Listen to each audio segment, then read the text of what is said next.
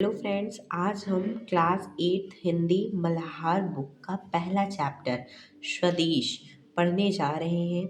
इसमें एक आपको कविता दी है जिसके कवि गया प्रसाद शुक्ल जी हैं। तो आइए इस कविता को प्रारंभ करते हैं।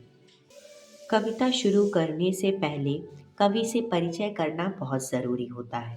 तो देखिए, स्वदेश कविता के रचयिता गया प्रसाद शुक्ल स्नेही स्नेही इसे पढ़ते हैं, लेकिन इसका प्रोनाउंसिएशन स्नेही होगा।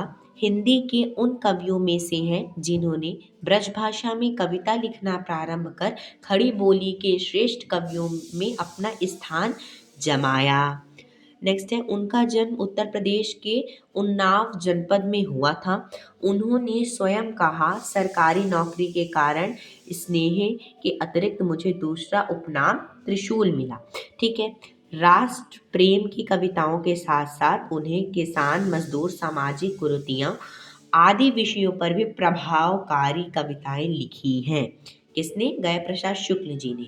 त्रिशूल तरंग, राष्ट्रीय मंद, कृषक क्रदन इनकी उल्लेखनीय रचनाओं में से एक है। तो ये जो आपको नीचे मैंने बोला त्रिशूल तरंग, ये बहुत इंपॉर्टेंट है, ये एमसीक्यूज के फॉर्म में आता है, तो इसे आप अंडरलाइन ज़रूर करिएगा। आइए अब हम लोग पाठ से समझते हैं। आइए अब हम इस कविता को थोड़ा और विस्तार से समझते हैं और नीचे दी गई गतिविधियां इस कार्य में आपकी सहायता करेंगी।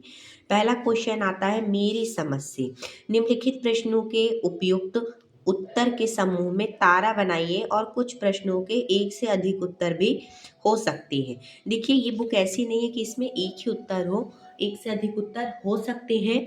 तो अब आप देखिए, पहला है वह हृदय नहीं है पत्थर है।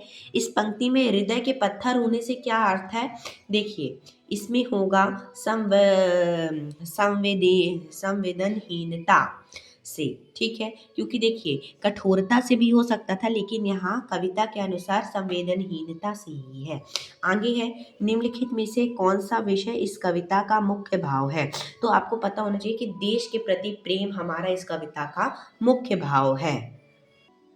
आगे है, हम हैं इसके राजा रानी। इस पंक्ति में हम किसके लिए आया है? तो पता होना चाहिए देश के समस्त नागरिकों के लिए। आगे है, कविता के अनुसार कौन सा हृदय पत्थर के समान है?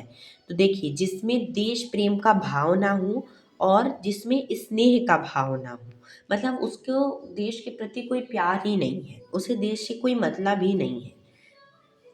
अब यहाँ पे एक एक्टिविटी क्वेश्चन है कि हो सकता है कि आपके साथियों ने अलग उत्तर चुने हों। मित्रों के साथ चर्चा कीजिए कि उन्होंने वो उत्तर क्यों चुने।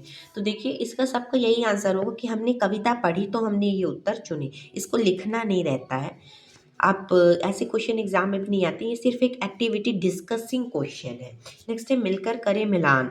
कविता से चुनकर नीचे पंक्तियों दी हैं, एक स्तंभ से दूसरे स्तंभ पर मिलाना है।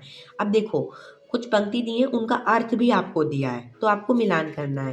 तो पहला है, जिसने साहस को छोड़ दिया वह पहुंच सकेगा पार नहीं। इसका मतलब है जिसने किसी कार्य को साहस छोड़ दिया वह किसी लक्ष्य को प्राप्त नहीं कर सकता।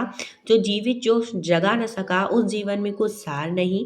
इसका मतलब ये है, स्वयं के साथ ही दूसरों को भी प्रेरित और उत्साहित नहीं कर सकते, उनका जीवन निष्फल और अर्थहीन है।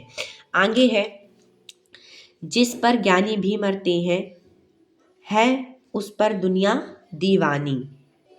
तो जब दुनिया दीवानी की बात होती है तो ज्ञान संपदा की बात होती है। पहला नंबर, जिस देश की ज्ञान संपदा से समूच विश्व प्रभावित है। आगे है, सब कुछ है अपने हाथों में, क्या तोप नहीं तलवार नहीं। मतलब सेकेंड, जिस प्रकार युद्ध में तोप और तलवार की आवश्यकता होती है, उसी प्रकार मनुष्य के प्रगति के लिए साहस और इच्छा शक्ति की आवश्यकता होती है। आगे चलेंगे पंक्तियों पर चर्चा। तो देखिए, निश्चित है निसंशय है एक दिन जाने को, है काल दीप जलता हरदम जल जाना है परवाने को। अब देखिए, इसमें कवि गया प्रसाद शुक्ल जी कहते हैं कि मृत्यु तो हमारी निश्चित है। देखो, जो इस संसार में आया है वो एक न एक दिन यहाँ से जाएगा, मृत्यु तो निश्चित है। जिस प्रकार जलता हुआ दीपक अंत में बुझ जाता है, उसी प्रकार एक ना एक दिन इस जीवन का अंत होना ही है। इसलिए हमें मृत्यु से डरना नहीं चाहिए। अब आपको इसी को अपने लैंग्वेज में लिखना है, हम लिखवाते हैं। तो देखिए, कवि कहता है कि मृत्यु निश्चित है। जिस प्रकार जलता हुआ दीपक अंत में बुझ ही जाता है, उसी प्रकार एक न एक दिन जीवन का अंत होना ही है। इसीलिए हमें मृत्यु से डरना नहीं चाहिए। इसीलिए हमें मृत्यु से डरना नहीं चाहिए। This is clear? ओके। अब देखिए, सब कुछ है अपने हाथों में, क्या तोप नहीं, तलवार नहीं, वह हृदय नहीं है, पत्थर है जिसमें स्वदेश का प्यार नहीं। तो अब इसके अर्थ हम लोग समझते हैं। तो देखिए, अर्थ है, इन पंक्तियों में कवि गए प्रसाद शुक्ल जी कहते हैं कि हमारे पास सब कुछ है। क्या? हमारे पास सब कुछ है। शक्ति है, साधन है, साहस है, तो फिर देश को स्वतंत्र बनाने से कौन रोक सकता है। लेकिन यदि किसी हृदय किसी के हृदय में देश के लिए प्रेम नहीं है, तो ऐसा हृदय पत्थर के समान है। आप देखो, तोप है हमारे पास, तलवार है नीचे, आप पिक्चर में देखो, लेकिन आप पत्थर भी देख लो, अगर किसी के प्रति देश में प्रेम नहीं है तो ये उसका हृदय इस पत्थर के समान है। ठीक है, ये कवि बता रही, इसलिए मैंने पिक्चराइजेशन भी किया हुआ है कि आप लोग समझ पाए। अब आगे क्या बोल रहा है? जो भरा नहीं है भावों से, बहती जिसमें रसधार नहीं, वह हृदय नहीं है, पत्थर है जिसमें स्वदेश का प्यार नहीं। देख सकते हैं, ये बच्चे के दिल में स्वदेश का प्यार है, लेकिन ये पत्थर की भी आपको फोटो दिखाई जा रही है कि अगर आपके दिल में अपने देश से प्यार नहीं है तो आपका दिल इस पत्थर के समान है, कठोर है। अर्थ देखिए, कवि कहता है कि जिसमें देशभक्ति नहीं है और देश के लिए कोई प्रेम भावना नहीं है, वह जीवित होकर भी निर्जीव है, ऐसा हृदय पत्थर के समान है। जो भी मैं आंसर बता रहा हूँ, अगर आप ये चीज़ लिखोगे, अपने पेपर में लिखाओगे, तो आपको पूरे नंबर मिलेंगे। ठीक है, और मैं एक टॉपर स्टाइल में आंसर की टिप्स पेपर के बाद पास जब आके पेपर आ रहे होंगे तो भी मैं बनाऊंगा। सिलेबस पहले मैं कंप्लीट कर दूं, देन उसके बाद। ओके। अब देखो, सोच विचार के लिए कविता को पुनः ध्यान से पढ़िए और पता लगाए। अब देखिए, यहाँ पे आपको 5 क्वेश्चन दिए, एक एक करके हम लोग पूरे क्वेश्चंस डिस्कस करते हैं। पहला क्वेश्चन है, आप अपनी बुक से मिला लीजिएगा, हमें इसकी राजा रानी पंक्ति में राजा रानी किसे और क्यों कहा गया है। देखो, राजा रानी किसे और क्यों कहा गया है, तो आप इसको हम आपको बताएंगे, तो आप देखिएगा। पूरा क्वेश्चन से लिखेंगे, हम इसके राजा रानी पंक्ति में राजा रानी भारत के नागरिकों के लिए कहा गया है या नागरिकों को कहा गया है, क्योंकि हमारा देश हमारी सारी ज़रूरतें पूरी करता है। ठीक है, छोटे छोटे आंसर लिखिए। हिंदी में बहुत बड़े आंसर ज़रूरत नहीं रहते हैं, क्योंकि ज़्यादा मार्किंग के आते नहीं हैं। बहुत ईजी आंसर्स हैं, और लिखोगे तो पूरा नंबर ज़रूर मिलेगा। अगर आपको बच्चों वीडियो अच्छा लग रहा है तो प्लीज़ सब्सक्राइब करिए, प्लीज़। बोल रहा है, संसार संग चलने का क्या अर्थ है। What do you mean by संसार संग चलने से आप क्या समझते हैं?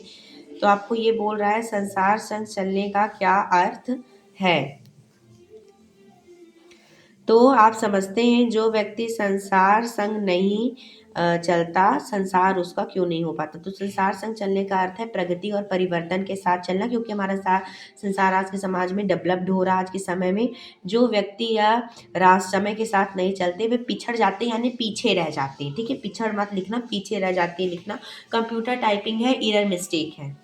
अब बोल रहा है, उस पर नहीं पसीजा जो, क्या वह कुहू का भार नहीं। क्या समझते हैं आप बताइए। आप बताइए, पहले कमेंट में लिखिए क्या समझते हैं, देन उसके बाद हम तो बता ही रहे हैं। देखिए, कवि कहता है कि जिसमें देशभक्ति नहीं है और देश के लिए कोई प्रेम भावना नहीं है, वह इस धरती पर मात्र बोझ है। भोज मात्र नहीं लिखना है, मात्र बोझ है। मात्र को आपको पहले लिखना होगा। ठीक है, क्लियर है। कविता में देश प्रेम के लिए बहुत सी बातें आई हैं। आप देश प्रेम से क्या समझते हैं? तो देश प्रेम का अर्थ क्या है? अपने देश से प्रेम करना और सेवा और समर्पण का भाव रखना। तो इतना ही आपको लिखना है इस आंसर में। तो आई होप आप समझ गए होंगे, देश प्रेम का अर्थ है अपने देश से प्रेम करना, सेवा और समर्पण का भाव रखना। आगे ये आखिरी क्वेश्चन है, बहुत इंपॉर्टेंट है, ये आता ही है, हर बार आता है पेपर में, इसको ध्यान रखना। यह रचना एक आवाहन गीत है। पहला तो ये आएगा, स्वदेश कविता कैसा गीत है। आंसर आपको क्या लिखना रहेगा, आवाहन गीत है। जो देश प्रेम के लिए प्रेरित करे और उत्साहित करती है। इस रचना की अन्य विशेषताएं ढूंढकर लिखी, यानी कि विशेषताएं लिखना है। 3 नंबर में आते हैं, 3 विशेषताएं आपको लिखना ही लिखना है। यहाँ पे आपको विशेषताएं हम लिखवा दिए हैं। हमें अपने देश से पहले विशेषता प्रेम करना चाहिए, सेवा और समर्पण का भाव होना चाहिए। हमें अपने देश के प्रति, ये आप लिख सकते हैं अगर चाहें तो, अगर बड़ा पॉइंट करना है तो, नहीं तो इतना में आपको नंबर मिल जाएगा। सेवा और समर्पण का भाव होना चाहिए। हमें अपने देश की रक्षा के लिए हमेशा तैयार रहना चाहिए। यही 3 पॉइंट हैं। राइटिंग को माइंड मत करिएगा प्लीज़, ठीक है। तो यही चीज़ है कि हमें ऐसे ही अपने देश के प्रति, यही है कविता की विशेषताएं, ठीक है। आगे अनुमान और कल्पना से अभी नहीं करा रहे हैं, अगली वीडियो में देखते हैं, अगर इम्पोर्टेंट रहेंगे तो करा देंगे, बाकी तो ठीक ही है। तब तक के लिए बाय बाय बच्चों। Okay, thank you.